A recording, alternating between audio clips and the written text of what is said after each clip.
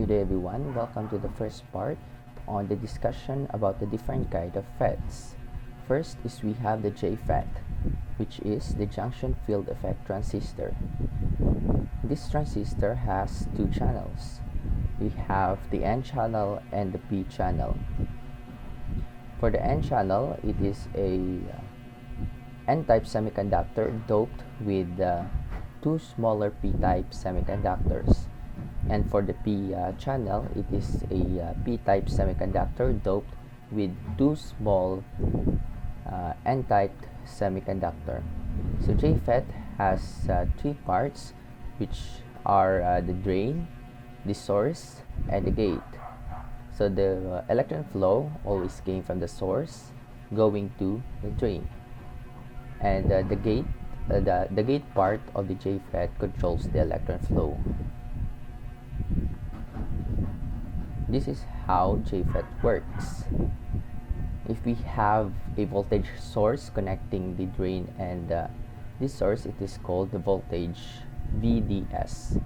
And if we have a voltage source across the gate and the source, we call it as the voltage at VGS. So JFET at VGS is equals to 0 volt, and VDS is greater than to 0 volt. Conditions for VGS is equals to 0 volt, VDS should be at some positive value. For VGS is equals to 0 volt, then VDS should be greater than the VP voltage. So in this graph, it illustrates the relationship between the voltage on the drain and the source compared to the current acting on the drain or going out on the drain. So as having a constant 0 volt at VGS, we can see that the saturation level of the current, which is the IDDS, has already reached when the VDS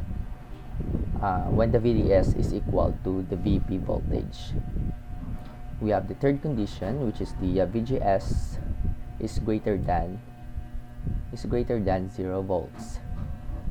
So in this case, our VDS is greater than 0, which is any number greater than 0, and it is not changing. In this case, the only thing that is changing is our voltage between the gate and the source.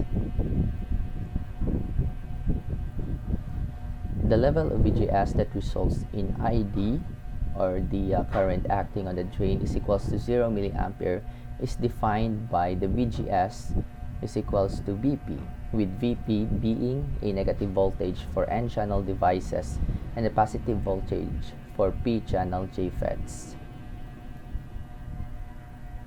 It can be seen that at a constant VDS, at VGS is equals to 0 volts, it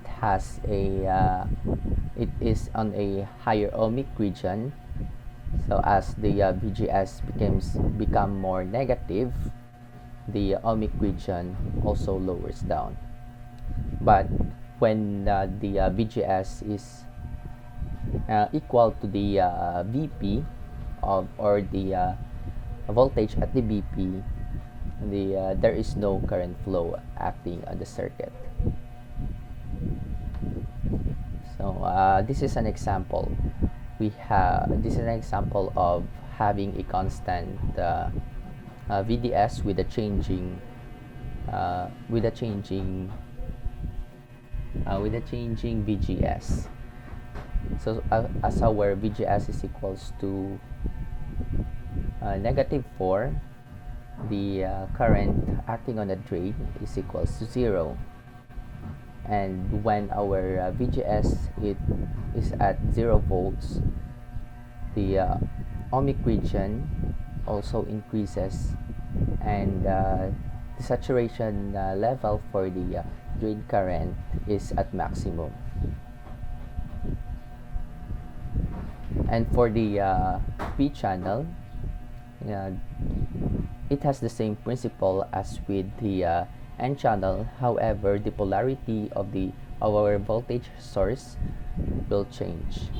For example, in this kind of diagram, our gate should be in a positive should be in a positive value since it is entangled with the N-type of semiconductor. And in this case, with the P channel, there is a breakdown region.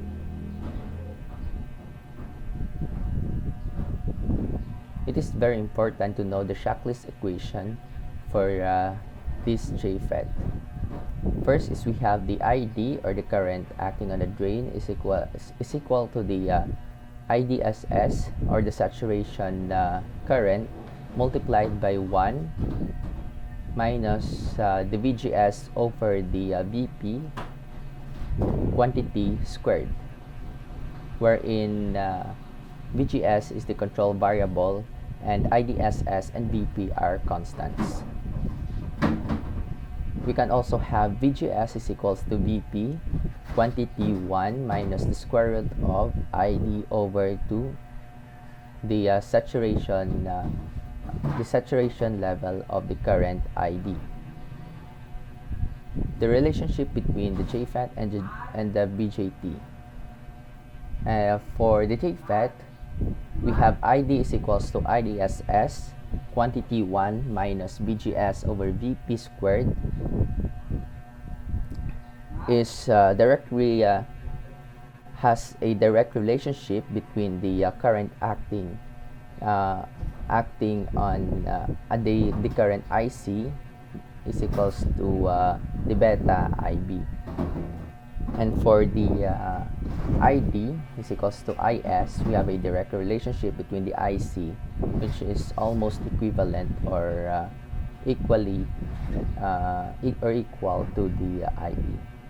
And for the IG, which is equal to 0 ampere, has a direct relationship between the VBE is equals to 0.7 volts. For the composition of the JFET and BJT on the circuitry, ID is equals to IC, IG is similarly or can be compared to IB, and IS is equal to IE. So that's it for the part 1 of the discussion.